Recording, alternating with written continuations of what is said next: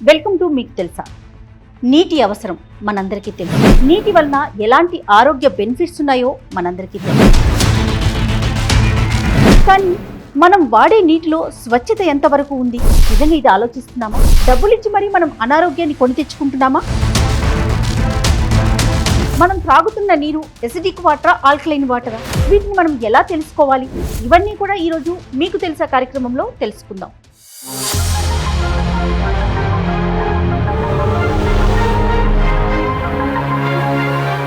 మన ఇంట్లో ఏ బ్రాండ్ ఉంటే, ఎంత హైయెస్ట్ బ్రాండ్ అంత హైయెస్ట్ ప్రైస్ ఉంటే ఆ నీళ్లు చాలా మంచివి.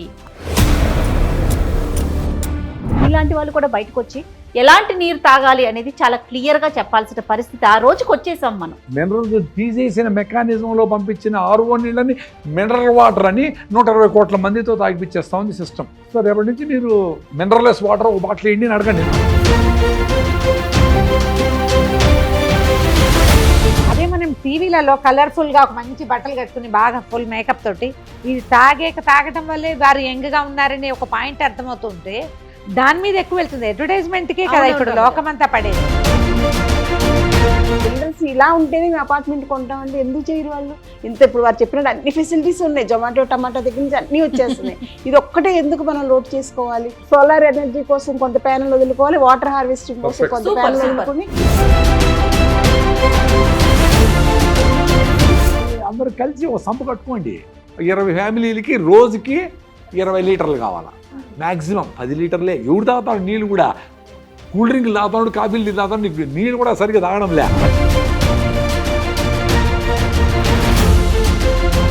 వాల్యూ ఉన్న నదినీటి మనకి అలవాటు పోయి ఏ వాల్యూ లేనిది డబ్బు ఖర్చు అయ్యేది ఏదైతే మన కాల్షియంని కరగ తీసేస్తుందో అది మన నోటికి నచ్చటం మొదలుపెట్టింది. 30 నిమిషాలలో నొప్పి లేకుండా వేడికోస్ వెయిన్ చికిత్స ఆవేశ హాస్పిటల్ హైదరాబాద్. మీకు తెలుసా కార్యక్రమానికి స్వాగతం. నమస్తే రమగారు. నమస్తే జయ. రమగారు, మనిషి మనుగడకి గాలి, నీరు, ఆహారం చాలా అవసరం. వీటితోనే మన మనుగడ, మన రోజు అనేది ముందుకు వెళ్తుంది. ప్రకృతి ఇచ్చిన గాలి, నీరు కూడా కలుషితమైపోతున్నాయి.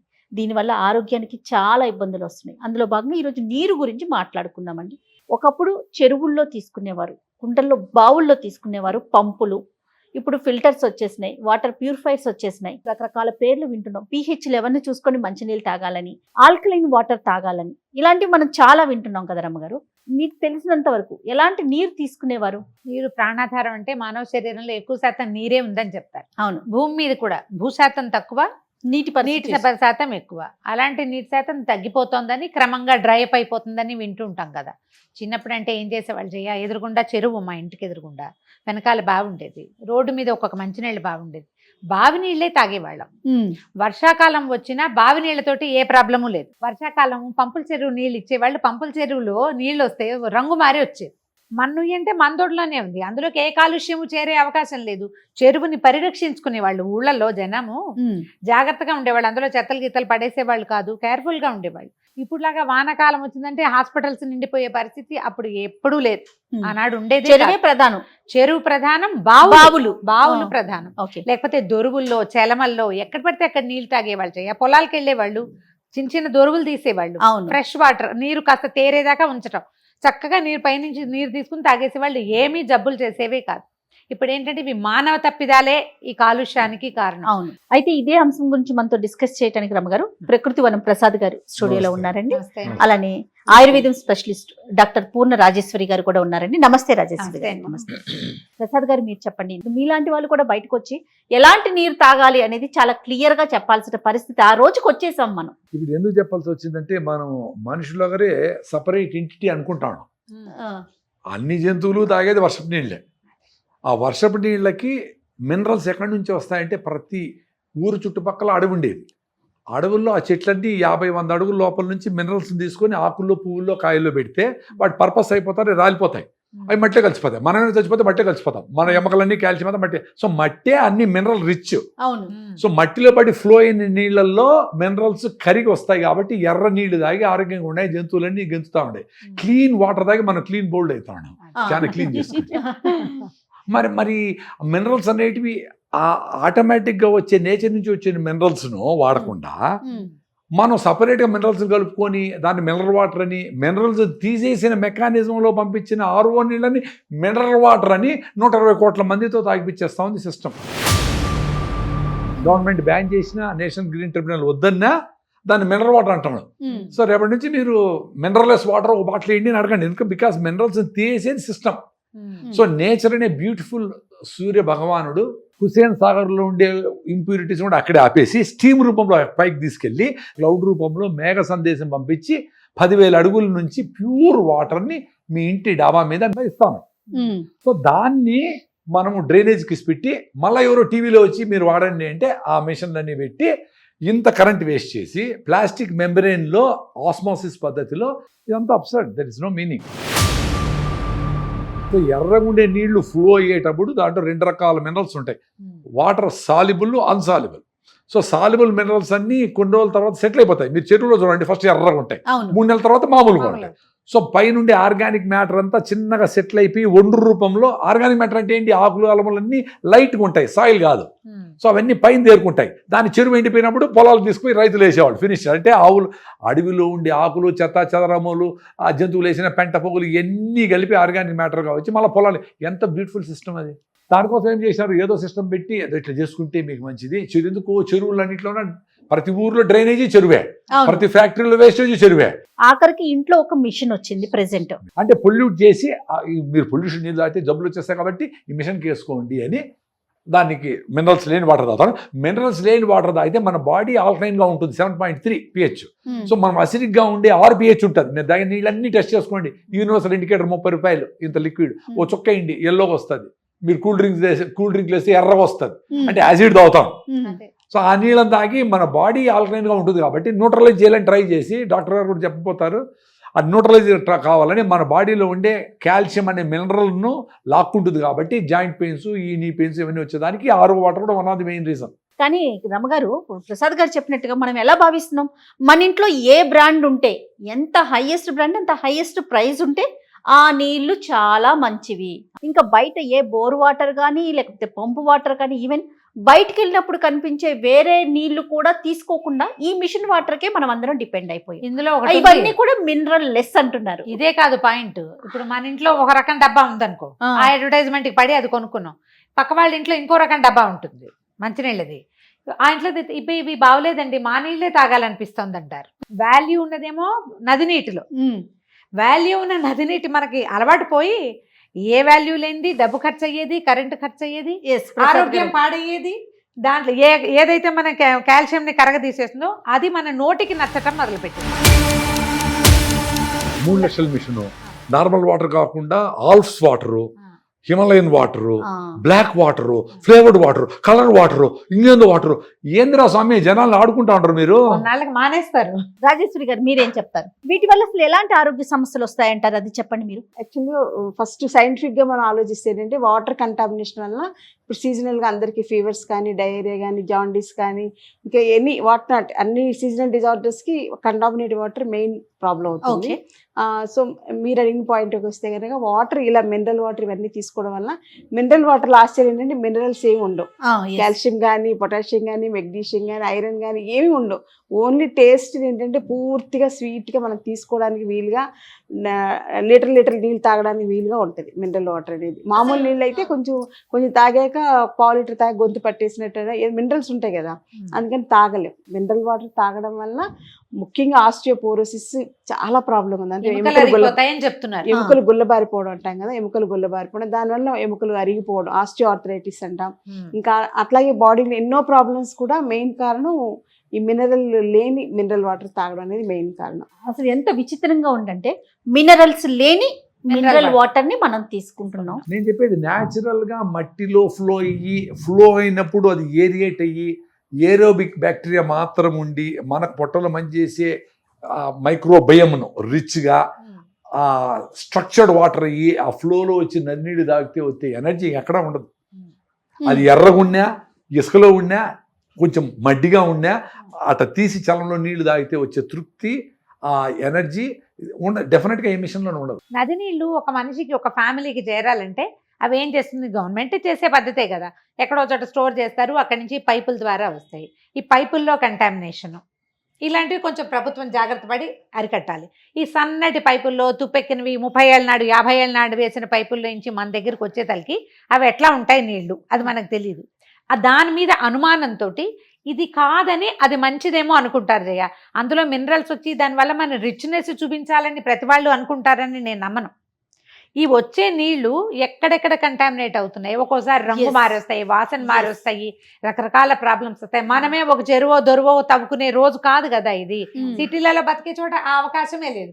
అందుకని ఇట్లా వచ్చిన నీళ్ళని శుభ్రం చేసుకునే అవకాశం మనంతట మనం ఈ డబ్బాలలో కాకుండా తిలగింజలు అంటారు, మనకి ఇండుపు గింజ, ఆ గింజని అరగదీసి దాన్ని కొంచెం గంధం తీసి కొంచెము బిందె నీళ్ళల్లో కలిపి పక్కన పెట్టేవాళ్ళు. ఒక అరగంట గంట 2-3 గంటలకి ఆ మట్టి కొంచెం కిందకి వెళ్ళి అవే వాటరు ఈ మురికి కిందకి వెళ్ళి నీళ్ళు కొంచెం తేరేవి. ఇవి కాకుండా సెడిమెంట్ దాంట్లో ఉన్న ఇదంతా కిందకి వెళ్ళేది. అక్కడి నుంచి ఆలము మన పటిక, ఈ మంచినీళ్ళ బిందెలు నీళ్లు నింపుకోవడం బిందో డ్రమ్మో ఎందో పెట్టుకునే వాళ్ళు ఆలంని ఒక 3 సార్లు 5 సార్లు ఇట్లా తిప్పాలి అంతే. డబ్బా అందులో వేసేసేది పొడి చేసేది కాదు. ఒక గడ్డను పట్టుకోవటము దాని ఇట్లా తిప్పుడు అంతే. 3 సార్లు లేదా 5 సార్లు తిప్పేసి ఆ డబ్బా పక్కన పెట్టి సాయంకాలానికి పైకి నీరు తేరేవి. అది బెటరు అని భావించే వాళ్ళం. ఇది ఒక చిన్న చిట్కా పద్ధతి అనుకో. మీరేమంటారు ప్రసాద్ గారు?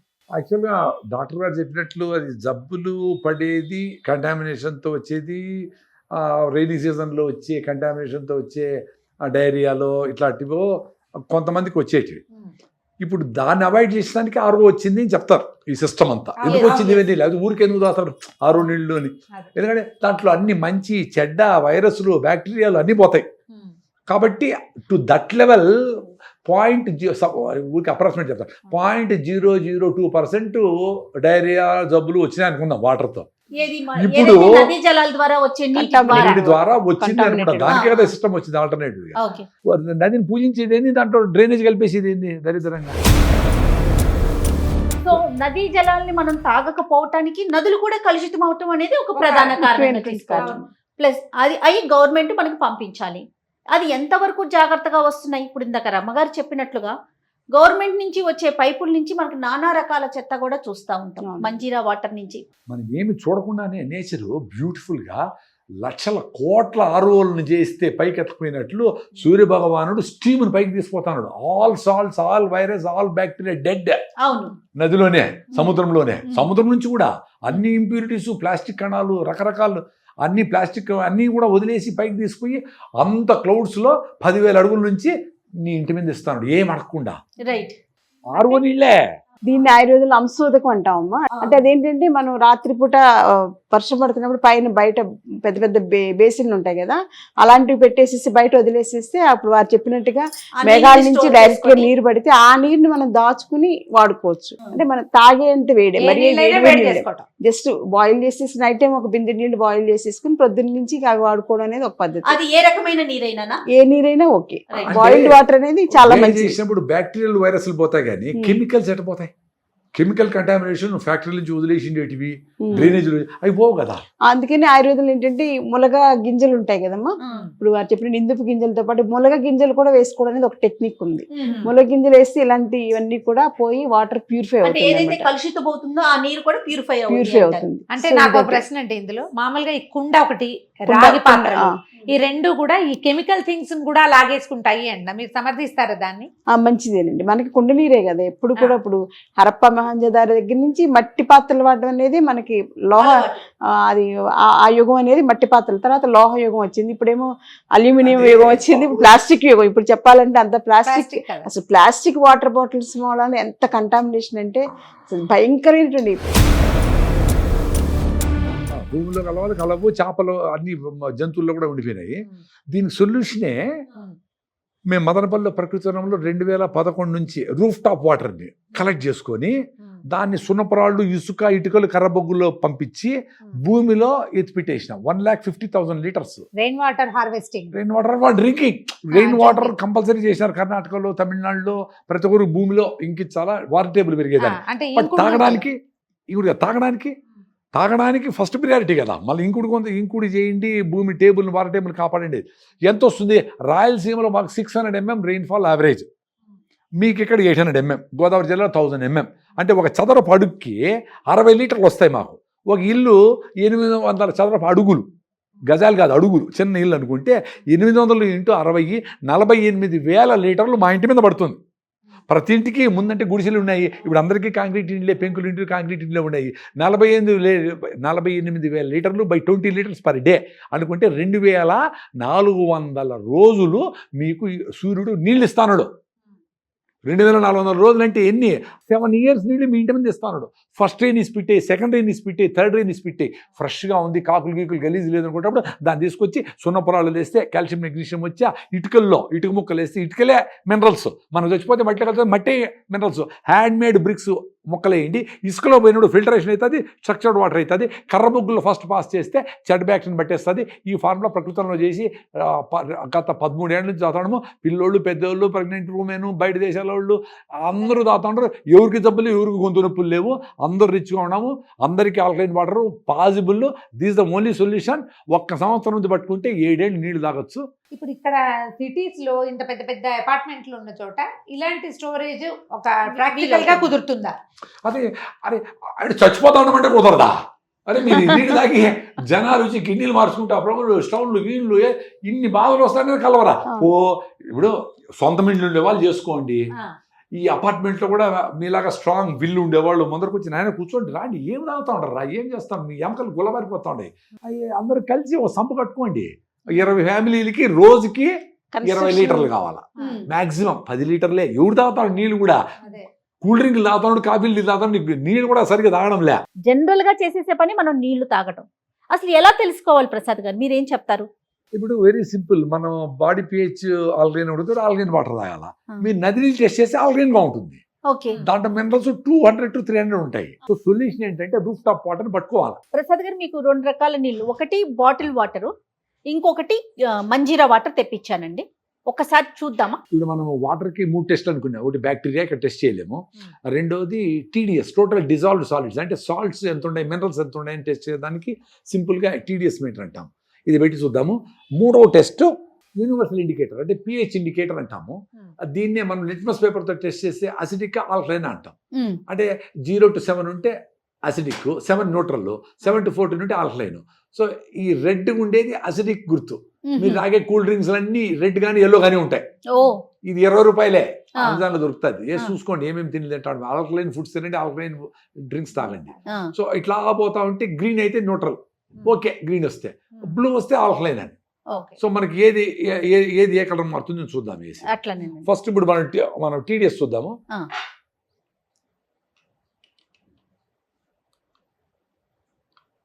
ఇది 280 ఉంది, 280. అది మంజీరా వాటర్.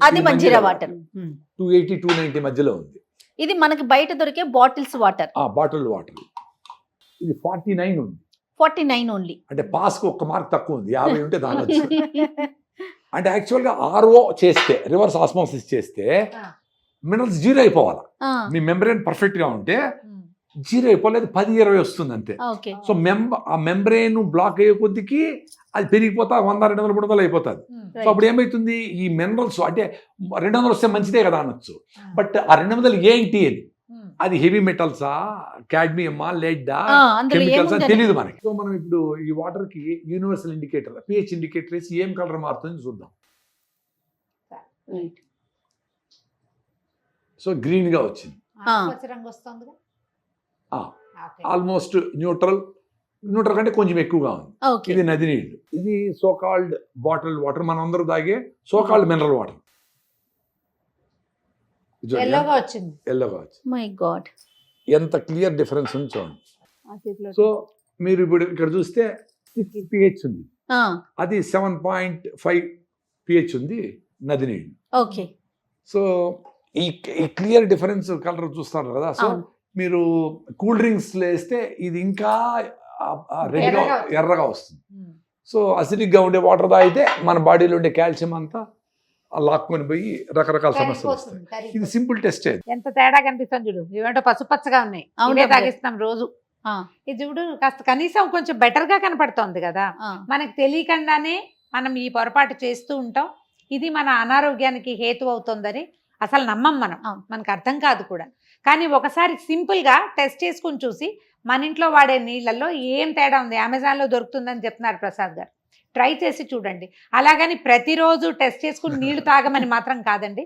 జనరల్గా మనం వాడుతున్నవి ఎలా ఉన్నాయి అనేది ఒక్కసారి పరిశీలించుకుంటే పర్మనెంట్ సొల్యూషన్ అప్పుడు ఆలోచించుకోవచ్చు. మనం ఒక డబ్బా కొనుక్కున్నాం, 15,000 25,000 ఖర్చు పెడతాము, ఒక ప్యూరిఫైర్స్ అందరి ఇళ్లలో ఉంటున్నాయి. ఇప్పుడు వేరే అవకాశం లేదు కాబట్టి మనం అది తీసుకున్నాం. కానీ అవకాశాలు ఉన్నప్పుడు మనం మంచి అవకాశం వైపు ఎందుకు వెళ్ళకూడదు? బిల్డర్స్ ఇప్పుడు 3 కోట్లు విల్లా అనేది మోస్ట్ కామన్. అది అవును. 12 కోట్లు కూడా ఉన్నాయట. అవును. అంత డబ్బులతో పిలిస్తే ప్రసాద్ గారు చెప్పిన ప్లాన్ ఇప్పుడు మనం చిన్నప్పుడు అసలు పాఠాలు లేదు. చదివేవాళ్ళం. ఇప్పుడు వాటర్ ప్యూరిఫికేషన్ అని చెప్పేసి ఒక మట్టి పాత్ర పెట్టేసి దాంట్లో ఇలాగే సున్నపురాలు వేసి సున్నపురాలు తర్వాత వేసేవాళ్ళు. ఇసుక వేసి తర్వాత మొగ్గు ముక్కలు వేసి మళ్ళీ ఇసుక వేసి అది అప్పుడు బయటకు వచ్చేలాగా పెట్టేవాళ్ళు కదా. మనం అవును. చదువుకున్నదే. బిల్డర్స్ ఇలా ఉంటేనే మేము అపార్ట్మెంట్ కొంటామంటే ఎందుకు చేయరు వాళ్ళు?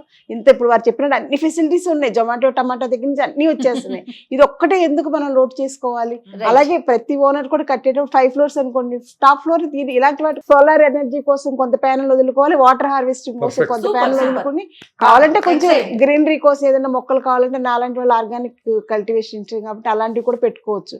సో టాప్ ని వేస్ట్ చేసుకోకుండా ఇలాగ 3 ప్రకృతిని పరిరక్షించుకునేలాగా సోలార్ ఎనర్జీని మనం మళ్ళీ Waste ప్రొడ్యూస్ చేసుకోకూడదు. చేసుకోవచ్చు. తర్వాత ఏమో సోలార్ ప్యానల్స్ పెట్టుకోవచ్చు. తర్వాత వాటర్ హార్వెస్టింగ్ చేసుకోవచ్చు. చిన్న చిన్నవి ఆర్గానిక్ వెజిటబుల్స్, తోటకూర, టమాటో అలాంటివి పండించుకునేలా కూడా ప్లాన్ చేసుకోవచ్చు. ఇది ఎక్కడ కలుషితం అవుతుందోనని ఇంట్లో మిషన్లు పెట్టుకుంటున్నాం. అది మినరల్ లెస్ వాటర్ గా తాగుతున్నాం. అంటే మనం ప్రాక్టికల్ గా చూసినా లేకపోతే మీలాంటి పెద్దలందరూ చెప్తున్నా కూడా మినరల్ వాటర్ తీసుకోవాలి. దానికి కొన్ని మార్గాలను సూచించారు. ఇంకా ఫైనల్ గా ఇంకా మీరేమైనా అది చెప్పదలుచుకున్నారు? ఇప్పుడు మా villa different, you see different entity, ఇది అదే అడ్వర్టైజ్మెంట్ చేస్తున్నాడు కదా, అదే పెట్టండి. You will have your own drinking water forever for your children అని అడ్వర్టైజ్ చేయండి రా నాయన.